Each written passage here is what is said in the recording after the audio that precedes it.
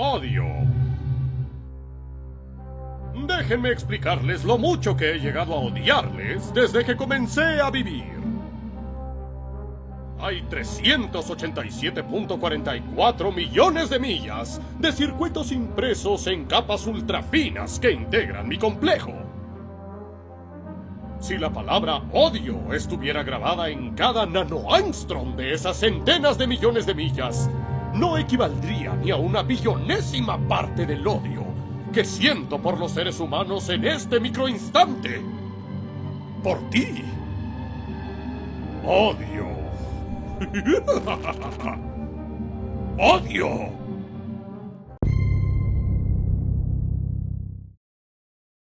¿Acaso Jack se va a abstraer?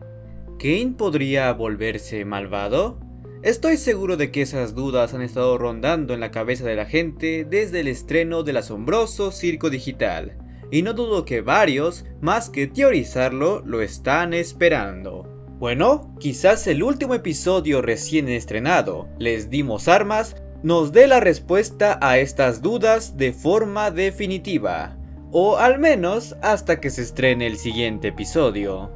Así que, ¿por qué no repasamos un poco la historia y caracterización de este par de lunáticos para así tratar de saber qué tan probable es que pierdan por completo la cabeza?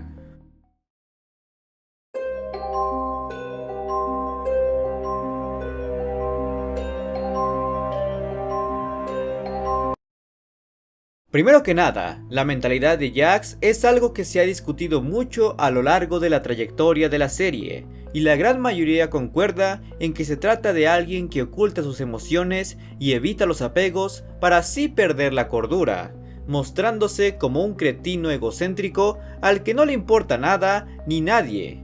Y esto no lo digo yo, ni el internet, él mismo lo ha admitido en el último episodio.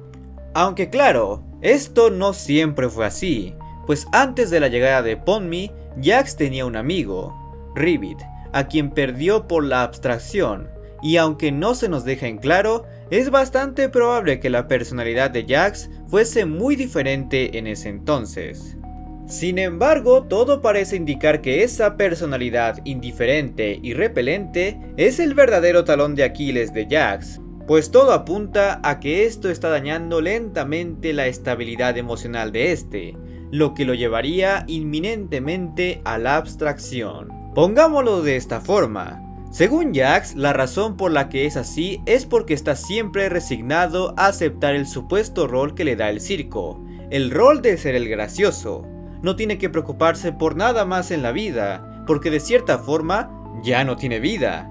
Más que vivir en este circo que le da un sentido de libertad, donde puede hacer lo que quiera sin consecuencias reales. Puede burlarse, puede torturar, incluso matar tanto a sus compañeros humanos como a los NPCs, y sabe que ese daño no es real, o bueno, no es físico, pero ignora las consecuencias psicológicas. Quizás los NPCs no se vean afectados por esto, pero sus compañeros humanos sí. Tienen una imagen muy negativa de Jax, y aquellos que intentan buscarle el lado bueno, este los termina alejando.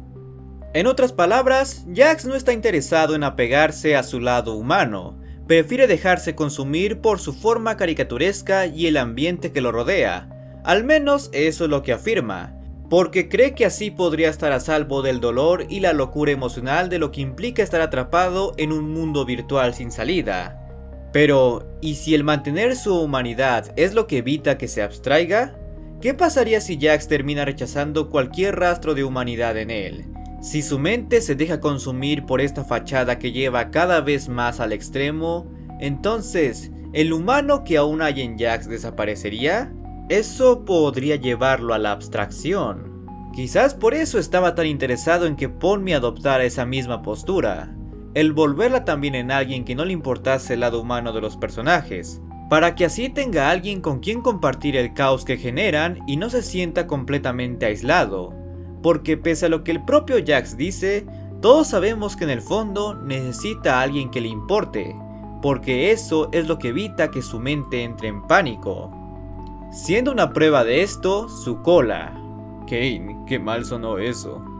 Pues si no te diste cuenta, la cola de Jax había regresado en este episodio, posiblemente gracias al vínculo que estaba formando con Pomni, indicando de cierta forma que él se sentía completo gracias a que podría abrirse emocionalmente con alguien. Lo que me convence que durante su amistad con Ribbit, Jax tenía su cola. Al perderlo y querer aislarse de los demás, la perdió. Al acercarse a Pomni y nuevamente al apartarse de esta, eventualmente la volverá a perder. Tan solo veamos el caso de Kaufmoth, quien, según Jax, en sus últimos momentos se volvió alguien insoportable, obsesionado con encontrar una salida, y terminó aislándose hasta que se abstrajo. Sabemos que todos en el circo le tenían aprecio, pero ya sea porque no le dieron importancia o el propio Kaufmoth decidió aislarse de los demás para centrarse en su obsesión, vimos cómo terminó eso. Bueno, ese parece ser el destino de Jax, cada vez más sucumbido ante la locura de estar en el papel de el gracioso, apartando a los demás de él, creyendo que es lo necesario para evitar sentir apegos que le duelan al momento de que se vaya, sin saber que esta falta de apego es lo que está dañando su mente, o quizás sí lo sepa, pero cree que es muy tarde para repararlo. Para reforzar más esta idea, hay que compararlo con el material que inspiró a la historia del circo digital, la novela de No tengo boca y debo gritar, que estoy seguro que muchos de ustedes ya conocen y saben de su relación con esta serie. Bueno, resulta que Jax tiene rasgos muy similares al protagonista de dicha novela, Ted, un tipo narcisista y paranoico que está convencido de que es el único realmente cuerdo dentro del infierno de AM, y se podría decir que, de cierta forma, está más resignado a su destino ahí. Pero pese a eso, tiene un cierto sentido de altruismo, al sacrificarse para que sus compañeros puedan liberarse de las torturas de AM. Si queremos hacer la conversión de los actos de Ted a los actos de Jax, podríamos decir que este está destinado a abstraerse para que así el resto del grupo pueda encontrar la salida, pero quizás la diferencia estaría en que Jax no se abstraería como consecuencia de que estos salieran, sino como consecuencia de intentar evitar que se vayan. Y es que, a diferencia de Ted, no creo que Jax esté interesado ni mucho menos dispuesto a querer dejar el circo. Pues como él dijo, este es su patio de juegos y los demás personajes son sus juguetes. Entonces, ¿qué pasaría si en una de esas los personajes descubren la forma de salir? ¿Creen que Jax querría irse con ellos? Sé que esto posiblemente lo dijo como una fachada para no apegarse a Pomni, pero ¿y si de verdad está tan convencido de que debe cumplir ese rol? ¿O odia tanto su vida en la realidad que no está dispuesto a volver a ella? Por algo no quiere hablar de ella cada vez que se presenta la oportunidad, porque a diferencia de los demás, él aparentemente sí ama su vida en el circo y quién puede ser en este, o por lo menos es algo que disfruta más que el resto. Por lo tanto, la idea de que se hallase una salida a la realidad, y ya sea que todos tengan que cruzarla, o que estos estén dispuestos a dejar solo a Jax sin nadie que le haga compañía, ya sea de forma amistosa o que sea su juguete de tortura, es algo que terminaría por romper a Jax, sellando su destino de una vez por todas. Pero, ¿saben quién más podría quebrarse si encontrasen la forma de salir del circo?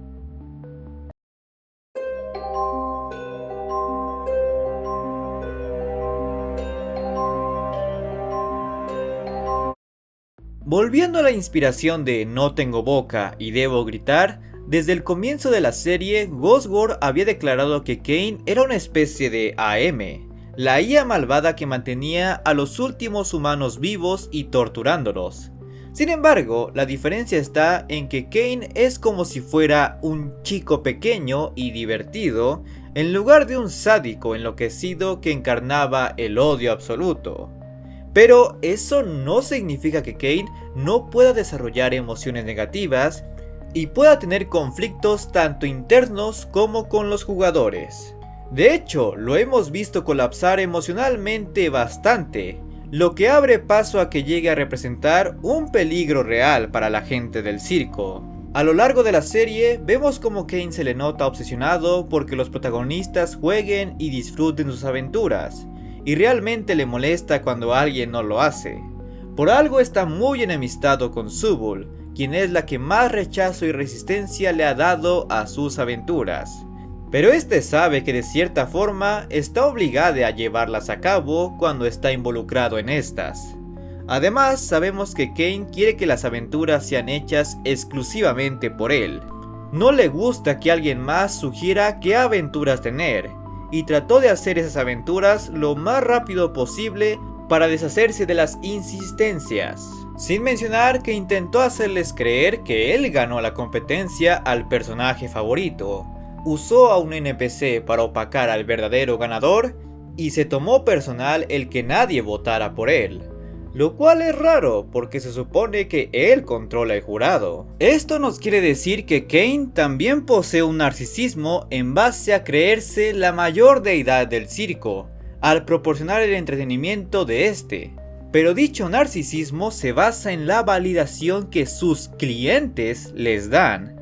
Si estos no están conformes con las experiencias que Kane ofrece, o ellos eligen esas experiencias por él, entonces esa sensación de validación que Kane necesita para sentir que hace bien su trabajo desaparece. Y eso es lo que hace que pierda el control. Esto hace darme cuenta de que la diferencia más sustancial entre Kane y AM no es la personalidad, es el propósito.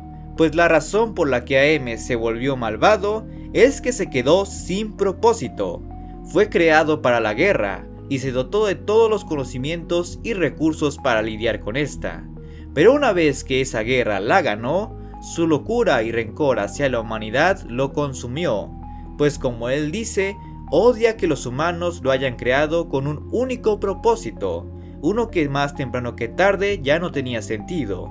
Por lo tanto, AM tenía mucho poder, pero cero utilidad. Entonces, volviendo a la pregunta que hicimos con Jax, ¿qué pasaría si los protagonistas encuentran la forma de salir del circo? ¿Creen que Kane se los permita?